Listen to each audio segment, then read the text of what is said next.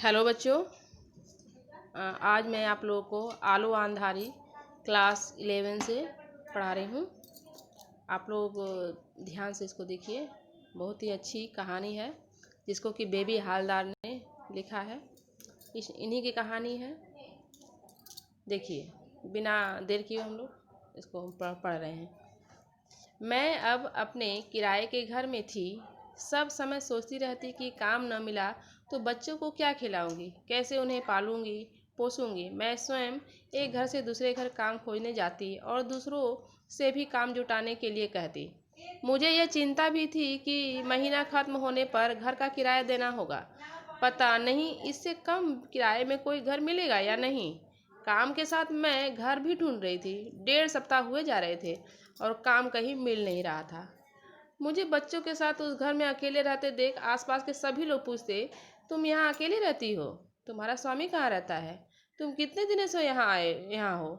तुम्हारा स्वामी वहाँ क्या करता है? तुम क्या वहाँ अकेली रह सकोगी? तुम्हारा स्वामी क्यों नहीं आता?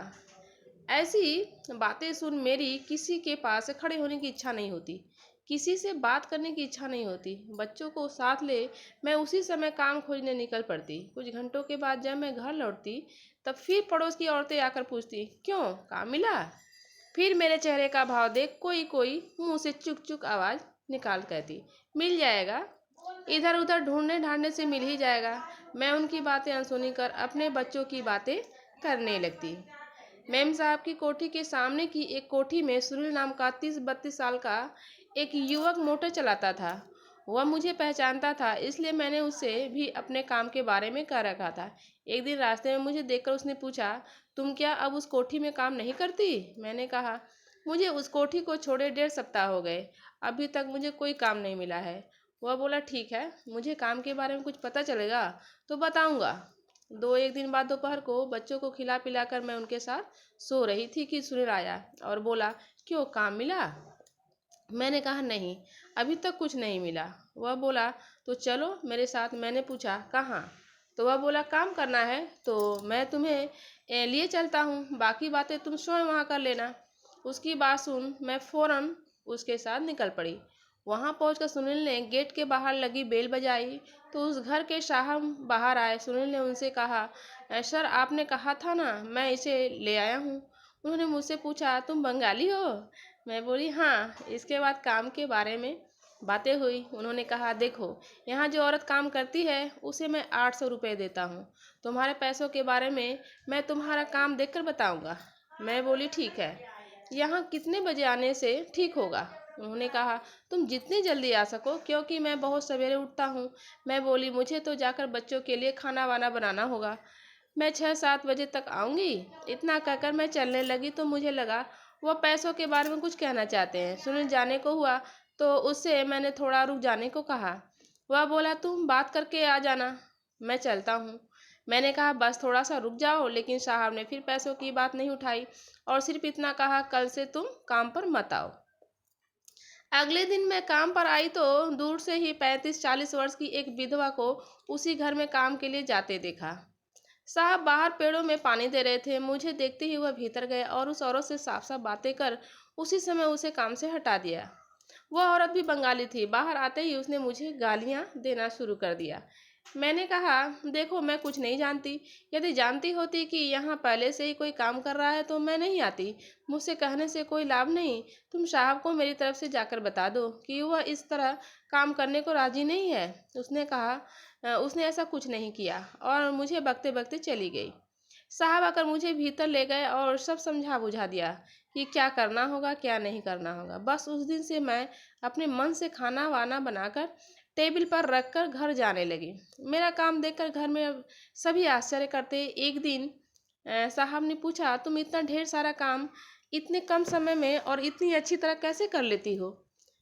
कहाँ सीखा तुमने यह सब? मैंने कहा, घर के काम में मुझे असुविधा नहीं होती, क्योंकि बचपन से अभ्यास है। बचपन से ही मैं बिना माँ के रही हूँ।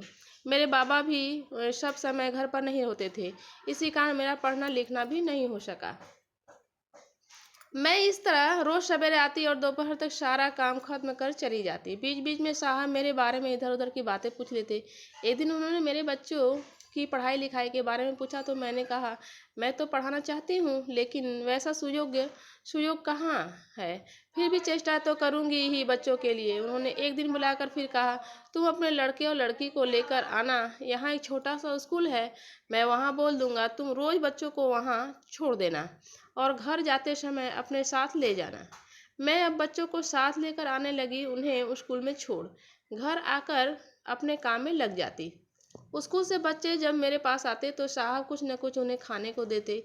अब मैं सोचने लगी कि मुझे कहीं और भी काम करना चाहिए, क्योंकि इतने पैसों में क्या बच्चों को पालूंगी पोसूंगी और क्या घर का किराया दूंगी। मैंने साहब से कहा कि यदि उन्हें पता चले कि किसी को काम करने वाले की ज़रूरत है तो मुझे बताएं। उन्होंने कहा कि आसपास पता कर वह मुझे बताएंगे, लेकिन मुझे अब कहीं काम ढूंढने नहीं जाना है। फिर भी मुझे अपना यह घर तो छोड़ना ही होगा। यह सोचकर मैं अपने दादा लोगों के आसपास ही घर ढूंढने गई। घर मिल भी गया और उसी दिन पुराना घर छोड़ मैं उसमें चली आई। इस घर का भाड़ा तो 500 रुपये ही था, लेकिन टट्टी पेशाब के लिए बाहर जाना होता था। मैंने सोचा जब सब इसी तरह रह रहे हैं तो मैं क्यों नहीं रह सकूंगी।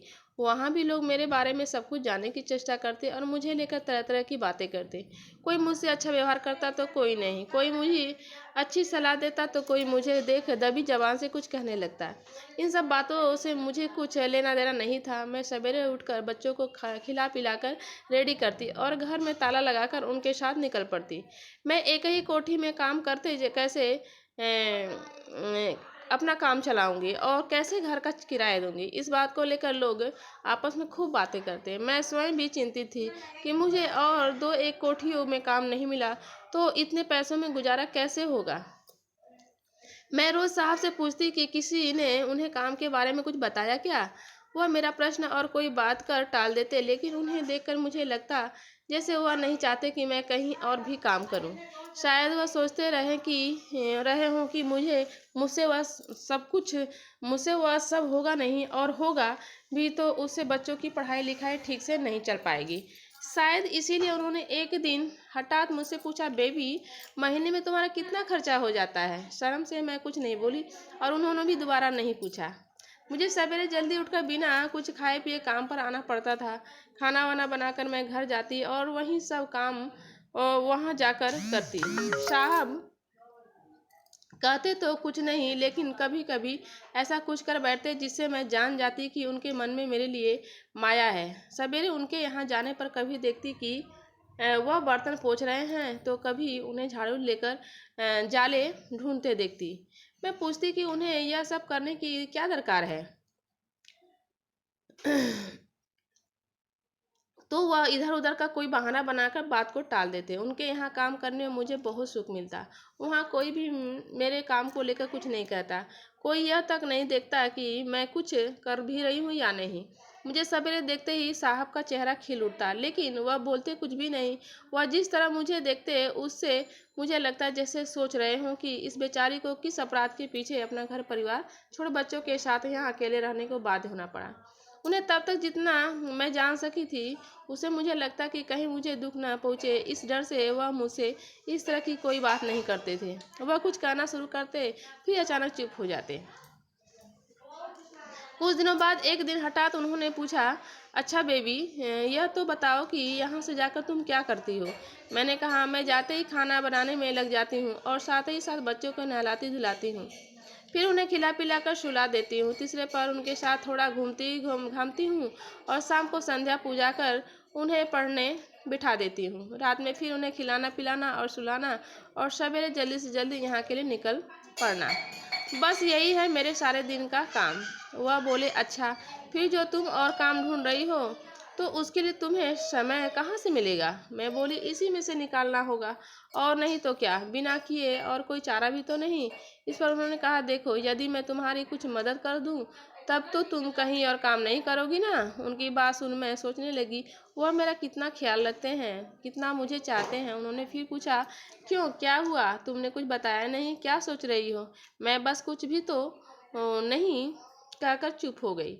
उन्होंने कहा, देखो बेबी तुम समझो कि मैं तुम्हारा बाप भाई माँ बंधु सब कुछ हूँ। यह कभी मत सोचना कि यहाँ तुम्हारा कोई नहीं है। तुम अपनी सारी बातें मुझे साफ साफ बता सकती हो, मुझे बिल्कुल भी बुरा नहीं लगेगा। थोड़ा रुक कर उन्होंने फिर कहा, देखो मेरे बच्चे मुझे तातुस कहते हैं, तुम भी मुझे वही कहकर बुला सकती हो। उस दिन से मैं उन्हें तातुस कहने लगी। मैं तातुस कहकर उन्हें बुलाती तो वह बहुत खुश होते और कहते, तुम मेरी लड़की जैसी हो, इस तरह इस घर की लड़की हो, कभी यह मत सोचना कि तुम पराई हो। वहाँ कोई भी मेरे साथ पराये जैसा व्यवहार नहीं करता। तातुस के 3 लड़के थे। उस समय तक मैंने एक ही को देखा था और वह उनका सबसे छोटा लड़का था।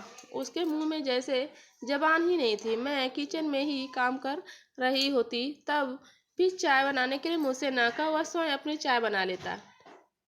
उसकी आदत ही थी कम बोलने की। मुझसे तो क्या, वह किसी से भी ज़्यादा बात नहीं करता था। तातुस ने एक दिन बताया कि उनका बड़ा लड़का आ रहा है। उन्होंने कहा, मेरा बड़ा लड़का माने तुम्हारा बड़ा भाई। तातुस की इस तरह की बातें सुन मुझे बहुत अच्छा लगता। मैं सोचती कि सचमुच ही वह मुझे बहुत चाहते हैं। 2 एक दिन बाद मैं सवेरे काम कर रही थी तो तादुस ने बुलाकर कहा, बेबी तुमने क्या घर बदल लिया है? मैंने हाँ कहा तो वह बोले, तुमने घर बदला और मुझे बताया तक नहीं। मुझे चुप देख उन्होंने कहा, यह तुमने ठीक नहीं किया बेबी। मैंने सोचा सचमुच ही मुझसे भूल हुई, एक बार बताना तो चाहिए ही था। मेरे न बताने से उन्हें दुख हुआ यह तो मालूम पड़ गया, लेकिन यह समझ में नहीं आया कि उन्हें पता कैसे चला। स्वयं उन्होंने यह कहकर बात साफ कर दी कि सुनील ने उन्हें बताया था। मैं ये भी सोच ही रही थी कि सुनील को कहाँ से पता चला होगा कि तादुस ने फिर कहा, सुनील तुमसे मिलने तुम्हारे पुराने घर गया था, वहाँ तुम्हें ना देख उसने आसपास के लोगों से पूछा तो पता चला कि तुम कहीं और चली गई हो। तादुस ने आगे बताया कि सवेरे वह दूध लेने गए थे तो वहाँ सुनील मिला था। उन्हें देखकर सुनील ने पूछा था, बेबी क्या अब आपके यहाँ काम नहीं करती? तातुस के पूछने पर कि वह ऐसा क्यों सोच रहा है, सुनील ने कहा था, बेबी अब वहाँ नहीं रहती जहाँ पहले रहती थी, इसलिए मैंने सोचा कि वह शायद अब आपके पास नहीं है। तातुस मुझसे बोले, सुनील नहीं बताता तो मुझे कुछ पता ही नहीं चलता। मुझे सुनकर बहुत बुरा लगा। मैंने सोचा सचमुच मुझसे अन्याय हुआ। वह थोड़ी देर मेरे चेहरे की ओर देखते रहे, फिर पूछा, अभी जब मैंने तुम्हें बुलाया तो तुम क्या कर रही थी? मैं बोली, ऊपर डस्टिंग कर रही थी। वह बोले, तो जाओ अपना काम करो। मैं डस्टिंग करने ऊपर चली गई। वहाँ एक कमरे में 3 अलमारियाँ किताबों से भरी थी। उन्हें देखकर हमेशा मेरे मन में यह बात उठती कि उन्हें कौन पढ़ता होगा। उनमें बंगला की भी काफ़ी किताबें थी। कभी कभी मैं 2 एक किताबें खोलकर भी देखती। एक दिन मैं उसी कमरे में डस्टिंग कर रही थी कि तातुस वहाँ पहुँच गए। उन्होंने देखा कि मैं बंगला की कोई किताब उलट पलट रही हूँ। उस दिन उन्होंने मुझसे कुछ नहीं कहा। अगले दिन जब मैं सवेरे काम पर आई और चाय बनाकर उन्हें देने गई तो उन्होंने पूछा, तुम कुछ पढ़ना लिखना जानती हो? सुनकर मैं मन मसोस कर रह गई और एक ऊपरी हंसी हंसकर जाने लगी। तो उन्होंने फिर पूछा, क्या बिल्कुल बिल्कुल ही नहीं जानती? मैं बोली, झूठ क्यों कहूँ कि एकदम नहीं जानती, लेकिन वह जानना नहीं के बराबर ही है।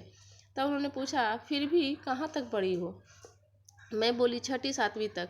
उतनी पढ़ाई किस काम की? मुझे लगा मेरी बात सुन तातुस कुछ सोचने लगे। उस दिन उन्होंने फिर कुछ और नहीं कहा। सो बच्चों, आज ये पार्ट 1 हुआ। पार्ट 2 नेक्स्ट वीडियो में आएगा। सो आज के लिए इतना ही, धन्यवाद।